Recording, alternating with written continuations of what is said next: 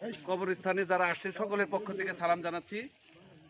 প্রবাসী ভাইদের কাছে আকুল আবেদন, আমাদের বৃহত্তর সনকা এলাকার অনেকেই প্রবাসী আছেন যাদের অবদান সবচেয়ে বেশি সব জায়গায়, তারা রেমিটেন্স যোদ্ধা। বাংলাদেশকে যদি তারা এত সাপোর্ট দিতে পারে, আমি আকুল আবেদন করছি এই কবরস্থান এই গ্রামের যে কোনো সামাজিক অনুষ্ঠানে তারা অগ্রগামী ভূমিকা পালন করবে। আশা করি এই কবরস্থানের উন্নয়নে আপনাদের দানের হাত প্রসারিত করবেন। শুধু প্রবাসী নয়, আমাদের গ্রামের যারা চাকরিজীবী আছে, ছোটোখাটো যে অবস্থানেই চাকরি করি না কেন, সবাই যেন এই কবরস্থানের উন্নয়নে দানের হাত প্রসারিত করি।